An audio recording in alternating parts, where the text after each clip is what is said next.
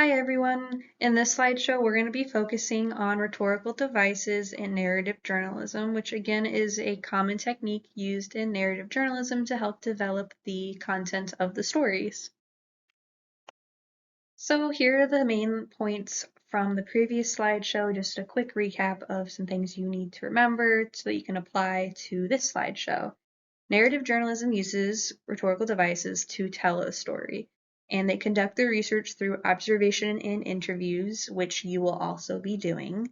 And the literary techniques in general provide a greater depth of detail, but we're still wanting to remain factual throughout the story, even if we use rhetorical devices or our own interpretations. Here are the main rhetorical devices that you'll be using in your own stories, you'll be finding in stories that we read in class. We have schema, exposition, topic, theme, narrator's voice, viewpoints, transition, flashback and flash forward, foreshadow, resolution, and epiphany. You'll have to know the definitions for all of these just so that you can remember how to apply these in your own story. So there is schema, which schema is something that provides an outline of a story or piece of work. And we have the plot diagram. The plot diagram is a specific example of a schema, and it includes 5 stages: exposition, rising action, climax, falling action, and resolution. You will be creating your own plot diagram to follow the plot line of your story. But it is important to know that the stories that we will read in class, as well as your own potential story, may not be linear to the plot diagram. One of the stages might become first or second. It doesn't necessarily have to go in this order. Simply, the plot diagram is there just to help you navigate through the main plot points. So now we're going to navigate through the plot diagram alongside the rhetorical devices that may occur in each stage. So, for instance, we have the exposition, which is the first stage of any story. This is the beginning of the story, and it is introducing the main topic, the main subject, and the main characters. You're also providing audience with backstory, the potential conflict, and the rhetorical devices that may take place, which we'll learn the definitions of these throughout this slideshow, but refer back to this if you need to know when you need to introduce something new. But we have topic, theme, narrator's voice, viewpoints, and transitions. These are all possibly found in the exposition. Your topic is the main subject in your story. It's the main thing that you'll talk about in your proposal. What is your story going to focus on? Who is it going to focus on? And then throughout that story, you're going to want to develop your theme. What message are you trying to send to the authors or to the audiences? And you also want to make sure that it is ethical as well. In order to develop the themes, we use thematic statements, which can be sentences, paragraphs, it could even be a single word, and these statements generally just help develop the theme, give more insight into it for the audiences. Then we have the narrator's voice, and the narrator's voice is shown throughout the plot diagram. It's the general voice of the story that depicts the characters and the events throughout the story. We also then get some insights into how the narrator thinks about the events. However, because we are writing with ethical considerations in mind as a narrative journalist, we don't want to provide too much bias. 2 other rhetorical devices that occur within the exposition are viewpoints, and this could be the introduction of a viewpoint, the changing of viewpoints, and all viewpoint is it's following our particular character. Usually it would be in third-person point of view, in which we're seeing the character moving around. We may see their personal thoughts. It's not usually in first person with narrative journalism. And then transitions, and these are just the signaling of new subtopics, as the slideshow says, or upcoming scenes. This is just the part that's trying to take you to the next aspect or plot point in the story. This could maybe take you to the rising action or the next stage, or it could simply just take you through another scene that still is centered in the exposition, where it's introducing the conflict characters and topic. After the exposition in the plot diagram, typically the rising action comes next, and this is that building of tension. The tension isn't super strong, but it is getting worse, and it is hinting at the potential conflict of the story as the tension builds.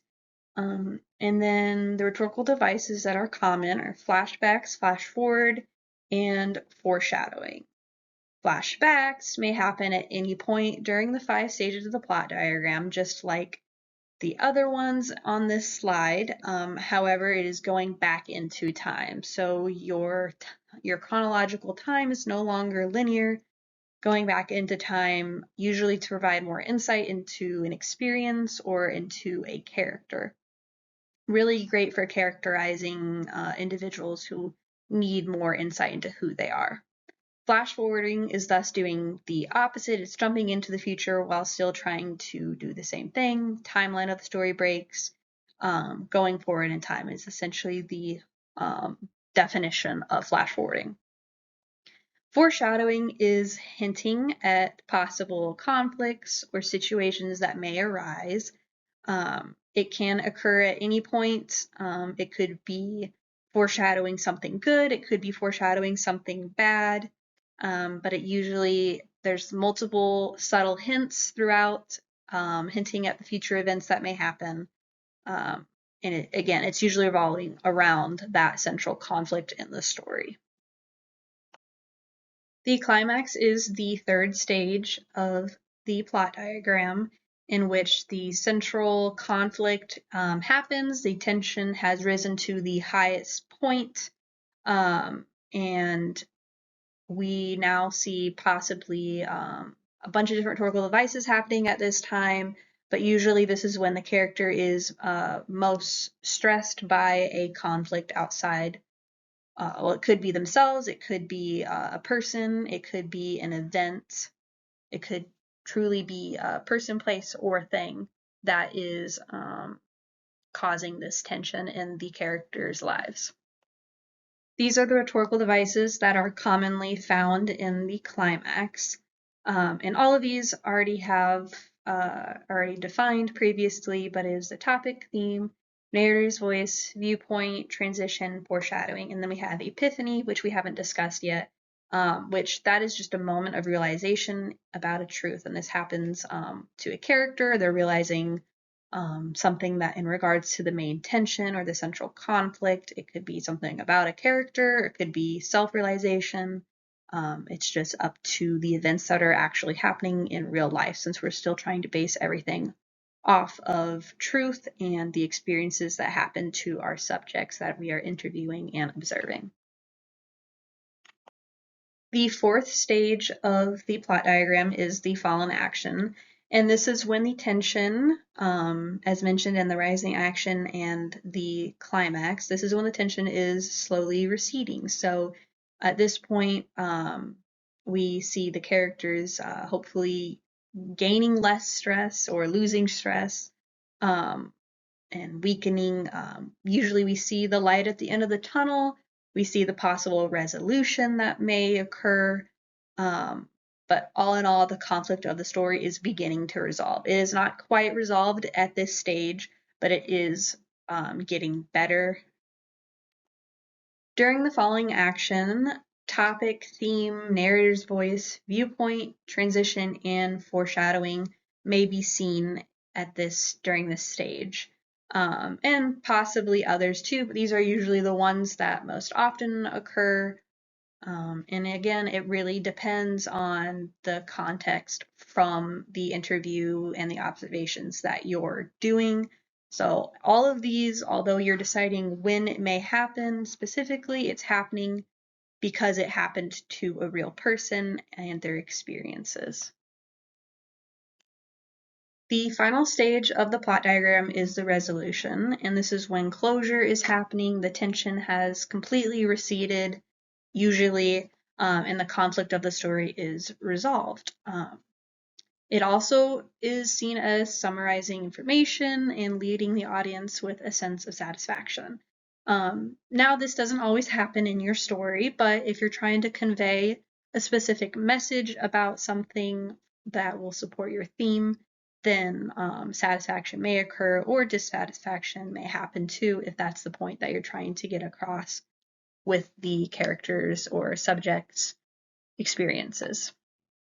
During the resolution, or it's also referred to as the closure of the plot diagram, the epiphany rhetorical device may occur, which I mentioned earlier. This may happen right before the climax or during the resolution, and it happens when the writer provides a moment of clarity about a truth in consideration of the topic and conflict. Again, the rhetorical devices that may occur during the resolutions are topic, theme, narrator's voice, viewpoint, transitions, foreshadowing, and epiphany. And here are my references. Dr. Bouget's work is a really good article on the rhetorical devices that we use in our class, as well as some extra ones that could help postulate some ideas for your story.